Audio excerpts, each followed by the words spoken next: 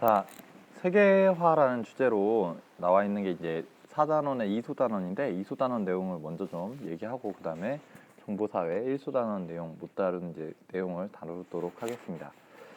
세계화로 변해가는 모습과 그리고 우리가 어떤 일을 해야 될지 한번 생각해보는 시간입니다. 공식 정리는 이렇게 되고요. 선생님 이게 그 번호대로 가지 않더라고요. 그래서 1번 의미는 세계화란 무엇인가 그런 것부터, 두 번째 정치나 경제적으로 세계화는 어떻게 이루어지는가, 세 번째 문화적인 세계화는 어떤 게 있는가, 그리고 네 번째 우리는 무엇을 해야 되는가로 되겠습니다. 자, 먼저 세계화의 의미는 이렇습니다. 한번 읽어보세요. 시작. 네, 안 읽고 있을 거라는 생각이 듭니다.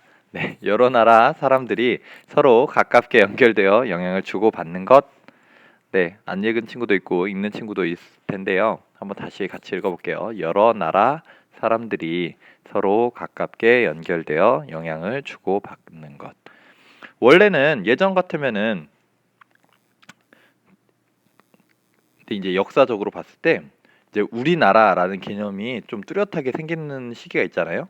이 시기는 그렇게 오래되지 않았어요. 거의 한 1800에서 1900년대 되면서부터 우리나라라는 경계가 뚜렷해집니다. 그 전까지는 그냥 뭐 민족끼리 막 이렇게도 살고 저렇게도 살고 막 그런 생각이 많이 있었어요. 그 전에는 나라라는 개념이 그렇게 뚜렷하지 않았습니다. 그러다가 이제 오늘날 서로 나라와 나라 간에 교류나 무역이나 그런 일들이 필요하게 됐어요. 그러다 보니까 서로 관계를 맺기 시작하고, 관계를 맺다 보니까 예를 들어 우리나라 옆에 있는 일본이라는 나라가 있습니다. 4개의 섬으로 이루어져 있는 나라인데 이 나라가 갑자기 망했어요. 그럼 이 여파를 우리도 영향을 받게 됩니다. 이런 것들이 저번에 배웠던 것처럼 일본 관광객이 우리나라를 오는 경우도 굉장히 많잖아요. 그런 것부터 시작해서 무역이라든지 여러 가지 문화적인 측면이라든지 서로가 서로에게 영향을 주는 것, 이것을 우리는 세계화라고 합니다. 다시 한번 볼게요.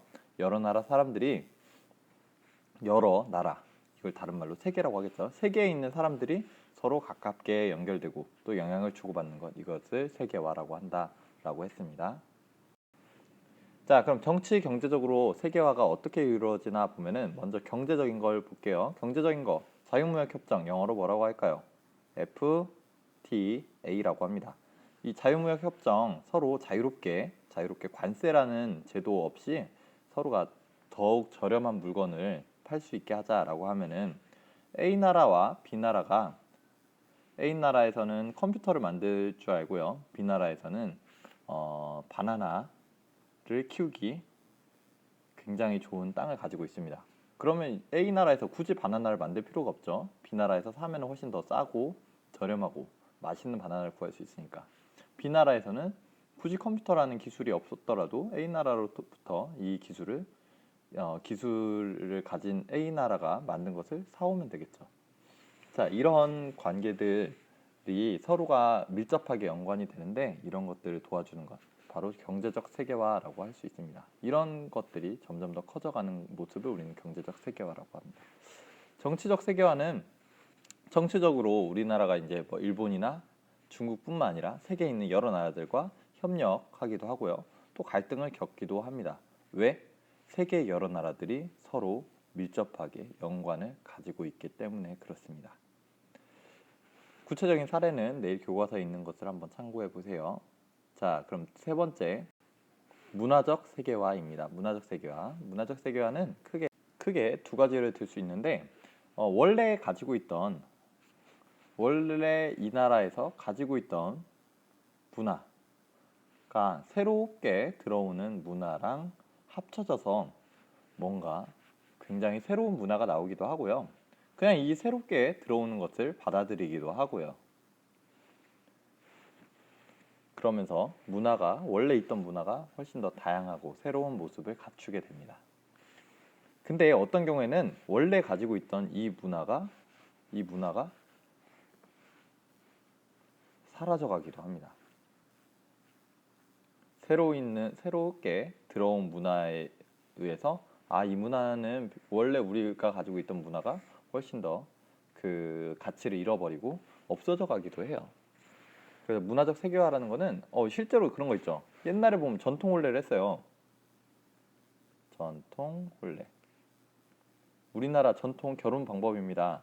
근데 오늘날 전통 혼례 하는 사람들 별로 없습니다. 거의 다 전통 혼례 모습 중에 이제 패백이라고 하는 부분만 하고 대체로는 딴딴따단 하면서 그냥 웨딩 드레스 입고 결혼을 하고 있죠. 우리나라 전통 혼례 방법이 아니죠. 그는 그런 것처럼 문화적 세계화로 봤을 때 새로운 문화가 등장하거나 아니면 고유의 문화가 사라지기도 한다라는 거 기억해 주면 되겠습니다. 자, 그럼 구체적으로 우리는 어떻게 하면 좋을까? 어떤 자세를 가져야 되고 어떤 생각을 해야 될까? 이거는 여러분들이 한번 적어보세요. 내일 확인하겠습니다. 수고했습니다.